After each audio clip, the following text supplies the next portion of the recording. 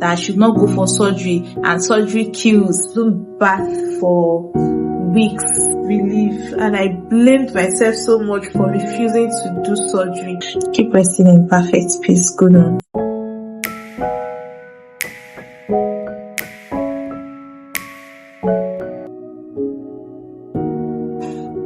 I know I said I was going to share why I did surgery for years now, and it's been 4 years, so I'm finally sharing it on this video. I had fibroid. Hi everyone, welcome back to my channel. 6 years ago, my life took an unexpected turn when I was diagnosed with fibroid. It was a very challenging and overwhelming time for me, but I knew I had to fight. I want to take you through my journey, ups, the downs, and in-betweens. From the initial shock of my diagnosis and countless hospital visits and treatments, I'll share it all. Let's get started. How I got diagnosed. I noticed there was a change in my menstrual flow. That was, I can't really remember dates, but I think that was towards the end of 2016, October, November, thereabouts. So I noticed there was a change in my menstrual flow, and it became really heavy. And I was like, okay, maybe it was just for that month. So it went on I bled for 8 days and it stopped. And I was like, it's normal sometimes, I guess. Or that was how I felt at the time. And a week after, my period started again. And that was when I knew something was wrong. Like, why will I bleed for 8 days and then start bleeding again after a week? Bled for 8 days and I made use of a full Always Ultra pad, the heavy flow one, and that was when I knew something was up, like this is unusual. So I reached out to a friend of mine at that time and explained things to him, and he was like, okay, I need to go to the hospital. So we went to the hospital. The doctor advised that I go for scan. I went for scan and found out I had intramural fibroid, that's fibroid in the womb. I was devastated. Like, I felt like my whole world had ended, and I was wondering why do I have fibroid? Like, how old am I that I'm having fibroid? I took the test results back to the doctor, and the doctor in his words advised that I give birth on time. And as at the time, I was not even dating anyone. I wasn't in a relationship. So he asked that I get married or just give birth, that because the fibroid is in the womb, like that's what intramural means, that it's in my womb, and that if I don't conceive, so that place will be occupied, the fibroid is going to grow and all of that. He explained it all. And I was like, how do I even go about this? I'm not even in a relationship. I don't intend to give birth out of wedlock. So at the end of the day, he prescribed tranexamic injection and the tablets and one other tablet like that. I can't remember. So I started taking that and I kept going to take my injection. Shout out to Alex. It was the friend that took me to the hospital at that time. He would come to my house to pick me up every morning and take me to the hospital. And I really do appreciate that. Like, I can never forget that guy for that alone, amongst many others. So I took the treatment, I did everything, and my period normalized, only for it to start again the next month. And I bled for 8 days straight, and that was how my journey began. So how it is when you fall sick, there are so many options that you get. So my mom had a friend that recommended that I take fibroid formula. I started taking that.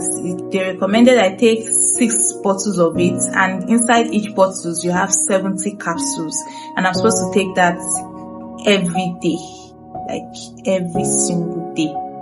At some point we had to take loan to even buy this drug because it was really expensive. I was advised to take it with lime, that it will aid for it to dissolve faster. That was how I started taking lime.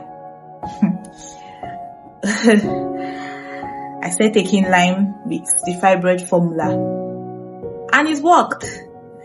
It worked. I even started gaining weight because of so much loss of blood. I started losing weight. So with the fibroid formula, I started gaining weight, and I was so chubby and glowing. I don't know if you know what it means to take lime. Like, lime became the water I used in taking drugs.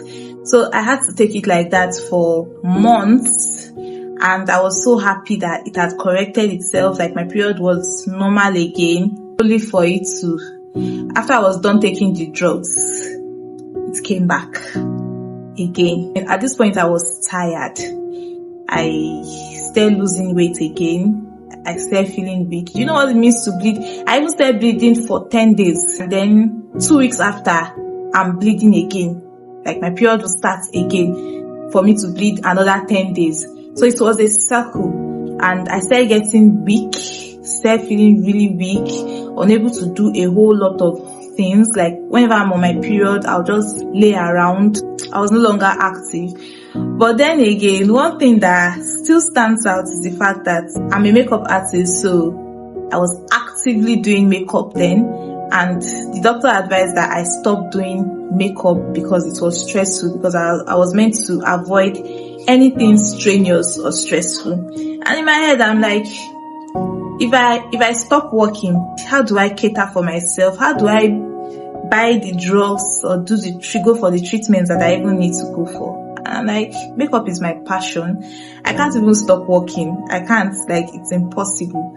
For a brand that I had built to the extent I had then, I was like, no, I'm not going to stop working. And it's so funny that whenever I get a job, I will still go for the job. I'll be active, like, I'll do my work, even though deep down I felt weak.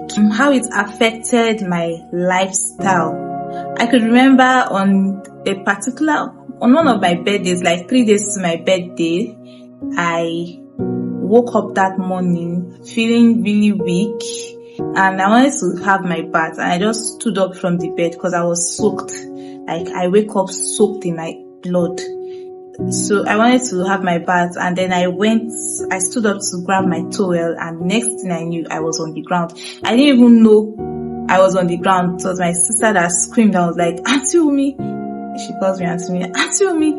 That was when I came back. She was like, what's wrong with you? What's wrong with you? And then I realized that I had swum. My mom rushed in. She was so scared. And that was one of the most scary experiences I had with fibroid, because I didn't even understand what was going on. Got to a point where I couldn't dress normally. Like, whenever I'm on my period, I can't wear a normal pants, like normal trouser. I had to double my pad. RIP to Gunu Effect. She was the one that taught me how to do that. She taught me to double my pad, because I had a conversation with her on Snapchat then when it first started, and she told me she was going through something related to losing blood a whole lot. So she advised that I eat liver. I hate liver, so I didn't even follow that. She advised that I eat liver, and then she told me to always double my pad so that it can at least retain the flow for a while. So she taught me how to do that. RIP to her. I pray her soul continues to rest in perfect peace. Amen. I was making use of Lady Care. If you know Lady Care, you know how thick that pad is. That was my go-to pad at that point in time. So I would double the pad, wear that, then roll tissue. I had to start buying big tissue because the smaller ones were not doing it for me. So I'll roll big tissue. I'll roll it so largely, like it can be this high. Then after wearing my pad, I'll take another pants, put the tissue there and wear that. And I always make sure the tissue is so long that it gets up to my stomach and my back. So after doing that, there's this thick black leggings I have. That was my best wear at that point in time. So I'll wear that leggings on it before wearing any other clothes. Palazzo trousers were my best outfit then because they tend to help me cover up the thick black leggings that I have to wear. So I'll wear that and then I can go out. But all in all, I will still come back home soaked in blood. There was no way I could escape that. I always come back soaked. Tissue will be soaked, my leggings will be soaked, but the only thankful thing is it will not get to my palazzo because that leggings is so thick. I also remember going for a job, a shoot actually, and I just got lightheaded all of a sudden. And thank God my sister was there. The photographer didn't even know what was going on. I almost fainted. I couldn't see clearly anymore. My eyes became so blurry. My sister had to rush out to get water for me. And guess what? I still continued my shoot.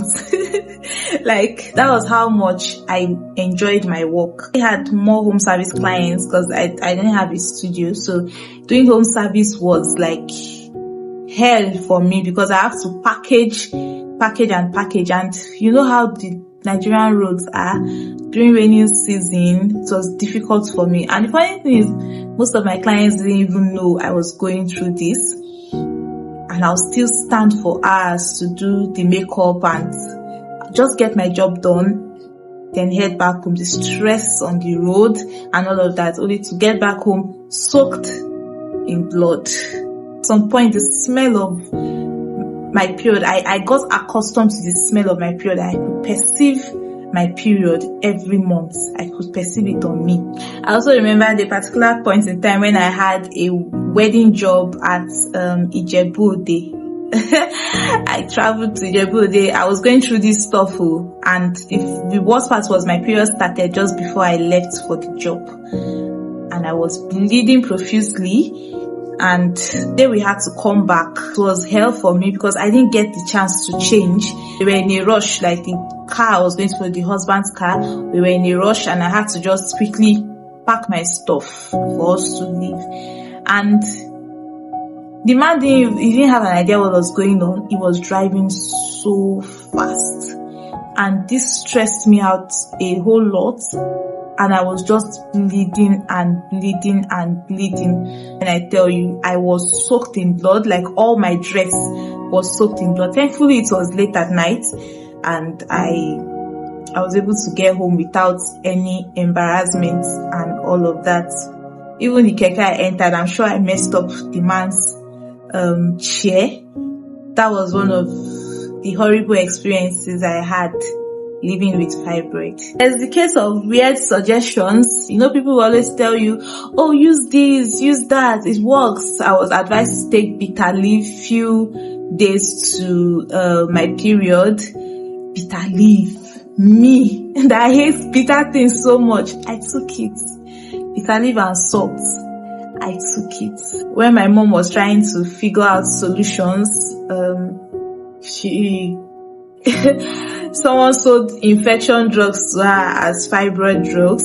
They told her, oh, it works for fibroid. And because she just needed some form of solution, she bought it without even reading what was on it. And I actually drank that stuff for some time before I read what was on it and realized it was infection drink and not even something that would cure fibroid. We had an Indian neighbor at that time. And I forgot to mention evil cramps. Like, this came with terrible cramps. I'll be rolling on the ground. Like, the cramps was insane. You know how it's worked for a while and then it just feels like my body gets accustomed to it and just stops it from working. And all this, I took all this because I was scared to do surgery. People suggested I do surgery, and so many people said doing surgery is a bad thing, that because it's going to grow back, that I should not go for surgery, and surgery kills, blah blah blah. And coupled with the fact that I had phobia for surgery too, I did not want to do it. Like, I didn't want to go for surgery at all. It was not on my list of things to do. I just felt like, no, I can't go for surgery. Like, I'm scared. I don't want to die. So surgery was a no for me. one of those times I had these terrible cramps, and my sister had to call our neighbor. She's an Indian lady, and she came and she recommended I take fenugreek. So she gave me the seed. It's a seed, fenugreek seed, and she said I should chew it, that is going to help with the cramps. And also fibroids, that I can soak it in water, blah blah blah. I did all of this and it did not work, which was the reason why I was taking all that was recommended to me. There was the nasty compliments that I got during that period. I'm smallish in stature, but then I became even more small. And the worst part is, my tummy was not big. It was not showing in my appearance that something was wrong. But people just assume that, oh, lepa, that's someone that is smallish, someone that is slim. And that's got to me a whole lot. Like, whenever I get those compliments, I cry. Like, I cry internally, because I'm the one that know what I'm dealing with. I remember going to register for JAM then, and one guy actually insulted me for no reason at all. Like, look at where she is. See how small and tiny she is. And I cried so bad that day, because I knew why I looked that way. I knew why I looked malnourished. I looked so thin, like someone that was going to disappear. So having someone insult me with that actually got to me a lot. Let me take you on the worst of the worst that happened to me.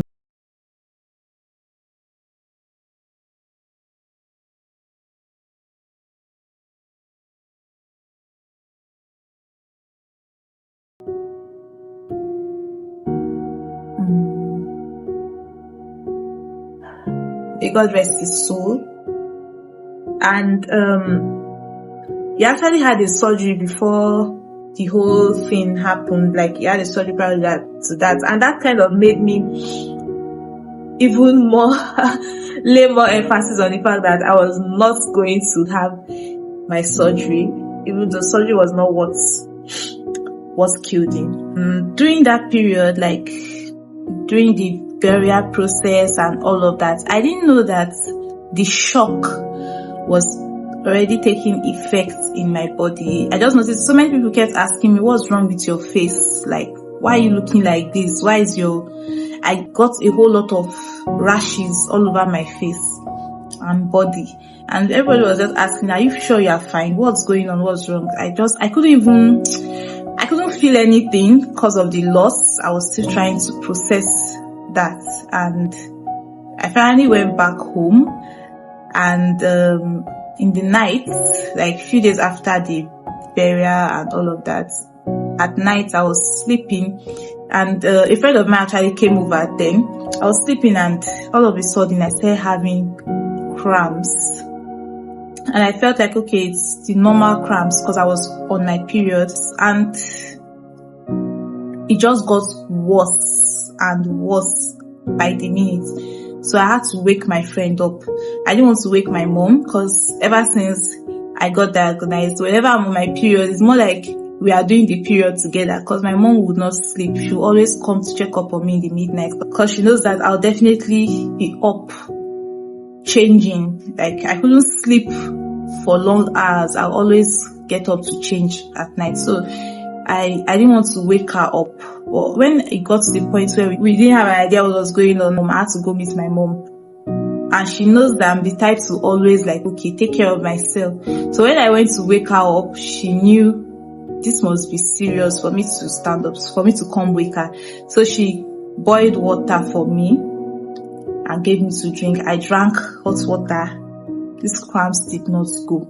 I was rolling on the ground, walked up and down the house. This was in the middle of the night, around 3 a.m. or thereabouts, and it just wasn't going. Next thing, I threw up.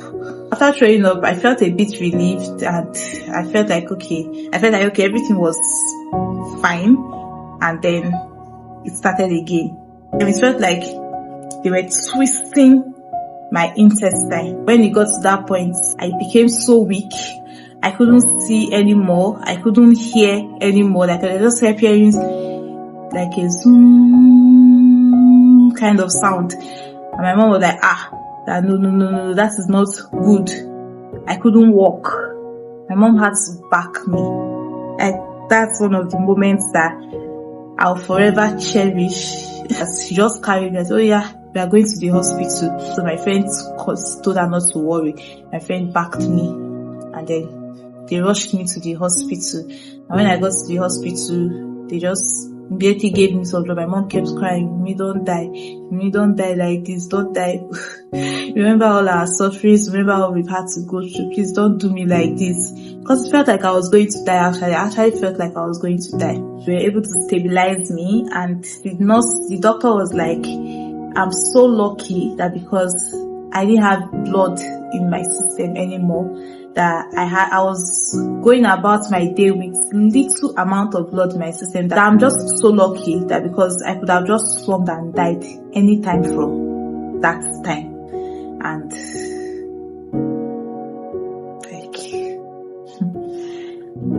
I don't know how to thank God, but I'm just grateful to God.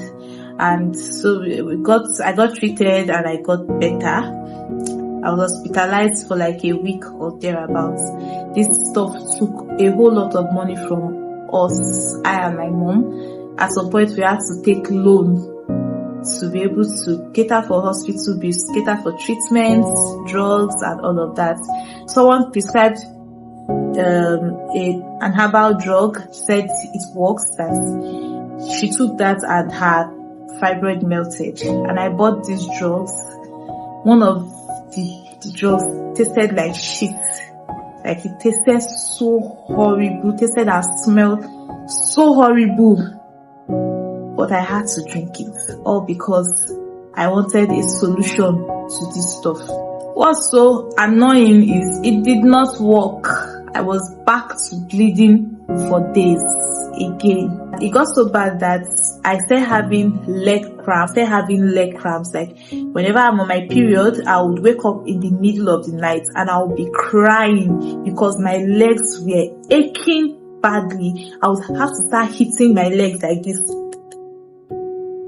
And still, like the pain was internal. The cramps was terrible. That was the most painful cramps of it all.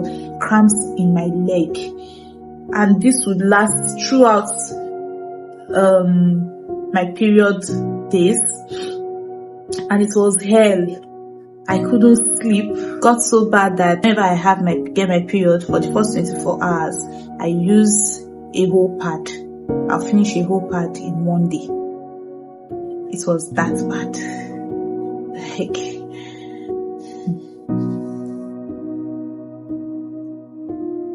in 2020, my sister asked that I go for another scan.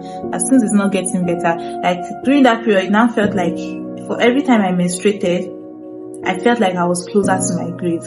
And then I went for another scan, and the doctor advised that I go for surgery immediately. I told the doctor I was scared, that I didn't want to do surgery. He said I have to, that because am I happy with the way I'm living? Because it has grown bigger and it was currently occupying my womb. And even if I decide that I want to conceive at that point in time, I'm going to miscarry because the fibroid has occupied a sizable amount in my womb. So that was when I finally agreed to do surgery. And then, as at this period, there was no funds, there was no money at all. My sister took loan for me from our office, that's Nike. And this is like one of the moments I cherish so much. I know she's my sister, but it was a huge sacrifice from her end, because if she didn't do that, I probably wouldn't be here making this video, honestly speaking, because it had gotten so bad. And because she did that, I was gingered to seek for help from other people too. So she raised a huge part of the money for me, and then I started asking people for help so that I can just go for the surgery once and for all. And I'm so grateful to everyone that turned up for me. Sister Tosin, Yemi, Alex, Busayo, my cousin, Grace, and another friend of mine. And to those that checked up on me, to maybe Aroriwo, I'm so grateful to you guys because you guys were a huge support system for me during that period. I went to the hospital and I was booked for my surgery, and I remembered I had a WhatsApp class during that period. I made sure I filmed my WhatsApp class before going in for surgery. Like, I was supposed to go in for surgery say today at night. I was meant to get admitted the night before my surgery. I filmed my WhatsApp class throughout that day and went to the hospital that night. And I remembered making my hair, fixing my nails and all of that. And my mom got worried. I was like, this one I'm making nails and fixing and braiding hair. Like, I did a very long braid. Am I going to die? Is it that I don't want to come back? But I actually did all of that because of the WhatsApp class I wanted to film, because I needed to look presentable for the class. So I did that and I went in for my surgery. And I remembered, like, a day or two before that, I saw a post on Instagram because I was scared actually. And I saw a post on Instagram that said, "Let's go and let God." And that was what I held on to. It felt like that was a message from God to me. So I held on to that and I kept chanting that all through my stay in the hospital before my surgery. I kept chanting that, "Let's go and let God, let's go and let God." Even up until they wheeled me into the theater, I just kept chanting, "Let's go and let God, let's go and let God." And by the grace of God, it was successful. I kept staring at the light above to know when I wanted to know when I was going to sleep off, because they were meant to make me sleep before doing the surgery. And I felt I wanted to know when I was going to sleep, but trust me, I had no idea when I slept off. And only I woke up the next morning. My doctor actually had to pull me out of my sleep because I just felt someone pull my dress, and that was when I woke up. And I said a whole lot of rubbish. I was hallucinating a lot, and I'm just grateful that it was a success. The first thing I said when I woke up was, "Are they done?" And my sister was beside me, my doctor was beside me, and he said, "Yes, we are done." My sister was like, "Yes, we are done." And I remembered doing the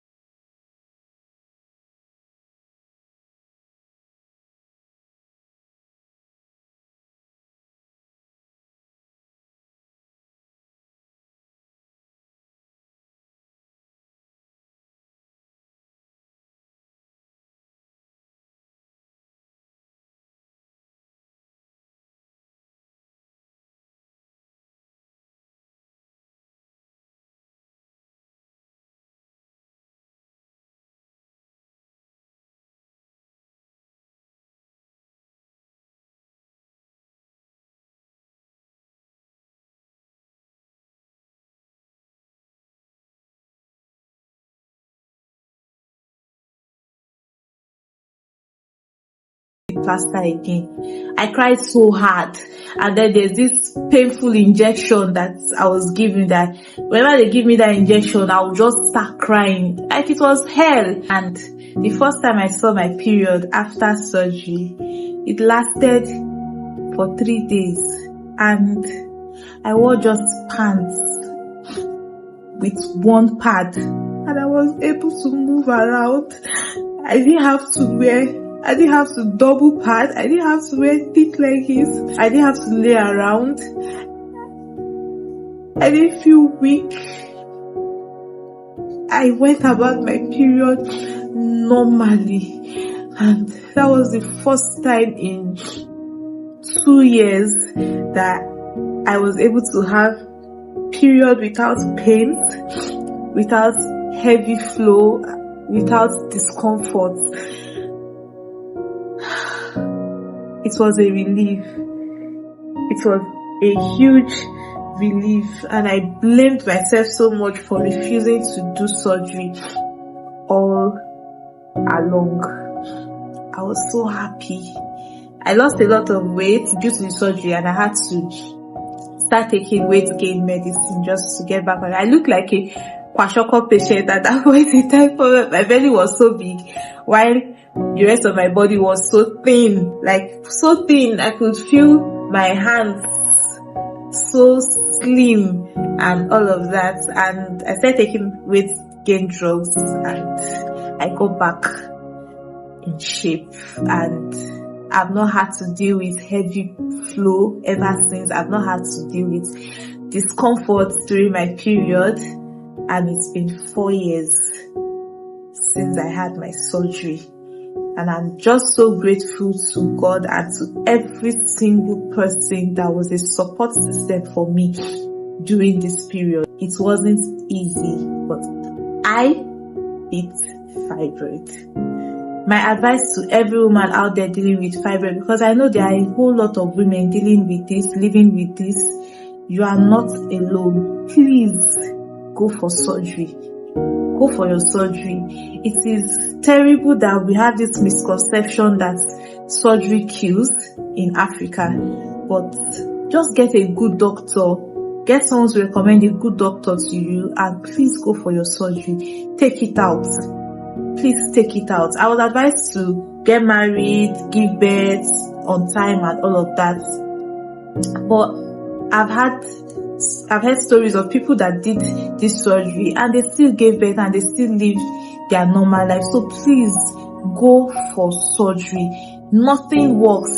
At least from my experience, no drug worked for me. No herbal drugs worked for me. You just take it out and be free. And please do not ignore the signs. The moment you feel the slightest change in your period, just go for checkup immediately. Please don't ignore the signs. And it's officially 4 years I had my surgery, and I'm thankful to God Almighty for sparing this life. I'm thankful to God Almighty for the people He placed in my life as support systems. To Gunu effects, I pray that our soul keeps resting in perfect peace. We shared our health issues together, and it's so funny that the year I got healed from mine was the year she died of hers. And it was so painful during that period. I cried so much. I never met her in person, but having a slight clue of what she had to go through health-wise made it so painful that she died from that sickness. Keep resting in perfect peace, Gunu. Thank you for the gift of you. Thank you so much for allowing me to share my story with you. And remember that no matter what you're going through, you have the power to overcome it. Stay strong, stay resilient, and keep shining bright. Until next time,